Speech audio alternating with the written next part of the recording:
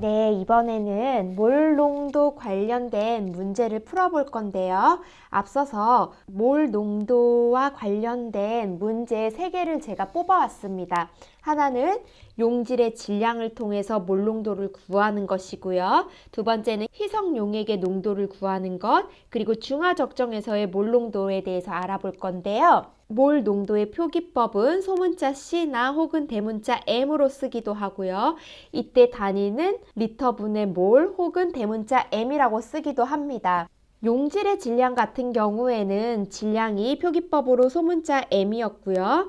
용질의 질량에서 예를 들어 분자량을 우리가 알고 있다면 분자량은 대문자 M이었죠? 몰을 구할 수 있기 때문에 어떠한 용질의 질량을 알게 된다면 용질의 몰을 알 수 있고요. 이것을 통해서 몰 농도를 구할 수 있습니다.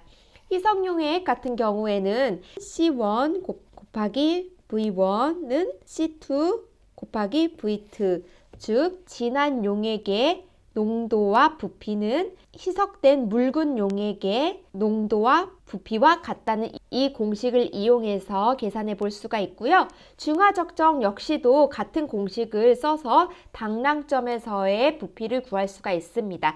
자, 그럼 바로 문제로 넘어가 볼게요.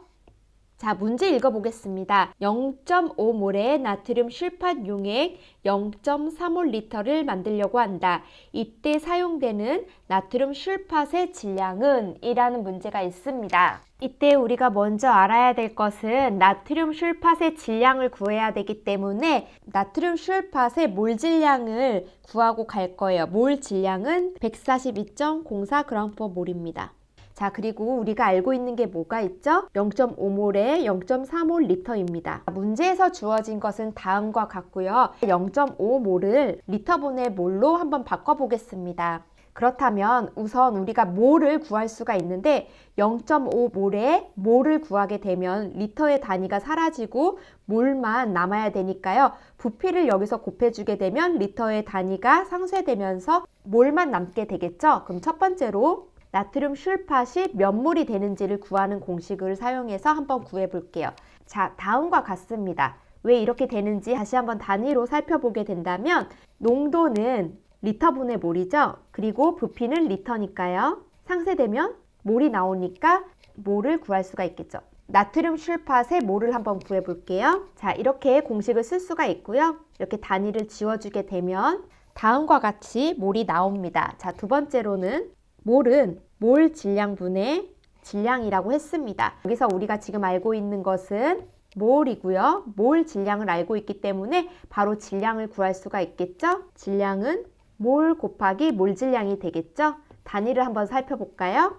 몰의 단위가 상쇄되면서 그램 하나가 남고 그램은 질량의 단위니까 이 공식이 성립되는 게 맞겠죠?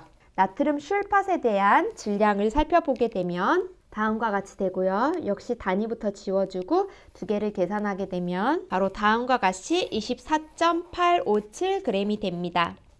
자, 다음 문제로 넘어가 보겠습니다. 다음은 희석 용액이에요. 3몰의 진한 황산을 0.1몰에 450ml로 희석시키려고 한다. 이때 필요한 진한 황산의 부피는? 자, 문제에서 주어진 것을 한번 볼게요. 왼쪽에 있는 이 항을 진한 황산에 대한 농도와 부피라고 했을 때 우리가 알고 있는 것은 C1은 3몰이고요. 그리고 여기서 우리가 구해야 되는 것은 부피고요. 희석시키려고 하는 오른쪽 항에서는 0.1몰과 450ml의 부피가 있습니다. 그러면 C2는 0.1몰이 되겠고요. V2는 450ml입니다. 자, 그러면 다 나왔죠? 바로 이것을 가지고 이 공식에 대입해서 문제를 풀어보겠습니다. 3몰 곱하기 V1 우리가 구하려는 값이죠. 0.1몰 곱하기 450ml. 자, 여기서 주의해야 할 점은 부피가 밀리리터가 되었기 때문에 우리가 구하고자 하는 V1도 같은 밀리리터의 값으로 나온다는 거예요. 자, 그러면 V1을 구해주면 다음과 같은 공식이 나오고요. 단위부터 지워줄게요. 이렇게 지워주게 되면은 왜 V1이 밀리리터가 나오게 되는지 단위를 통해서 알 수가 있죠? 답은 다음과 같이 15ml가 됩니다. 자, 다음으로 마지막 문제를 살펴보겠습니다. 0.1몰의 질산 25ml를 수산화칼슘으로 중화 적정하려고 한다. 이때 당량점에서의 수산화칼슘의 질량은 우리가 여기서 알아야 할 것은 당량점이 무엇인지 알아볼까요? 당량점에서는 적정제와 분성물의 몰이 같다는 것입니다. 적정제는 뭐고 그러면 분성물은 어떤 것일까요?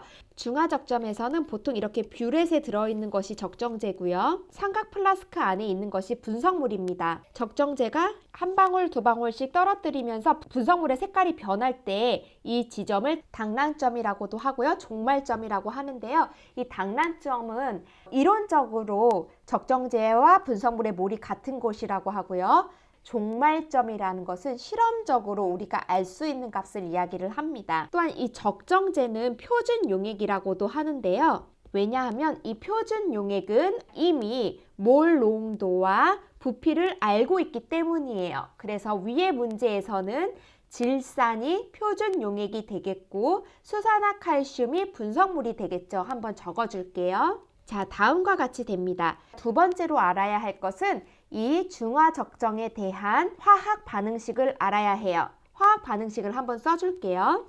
여기서 보게 되면은 수소는 1가의 양이온이고요.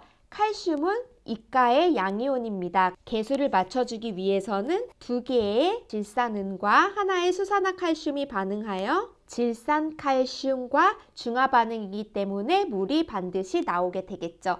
바로 이러한 공식을 알아야 합니다. 마지막으로 제일 중요한 거죠. 당량점에서는 표준 용액의 몰농도와 부피를 곱한 값이 분성물의 몰농도와 부피를 곱한 값과 같습니다. 이 몰농도와 부피를 곱한 값은 다시 말하면 몰과도 같습니다. 표준 용액의 몰농도와 부피의 값은 표준 용액의 몰과도 같다는 뜻이죠. 자, 다음을 보고 넘어가기 전에 여기서 하나만 더 짚고 넘어갈게요. 수산화칼슘의 몰 질량을 알아야 되는데요. 수산화칼슘의 몰 질량은 73.098g/몰입니다. 다음을 가지고 바로 문제를 풀어보겠습니다.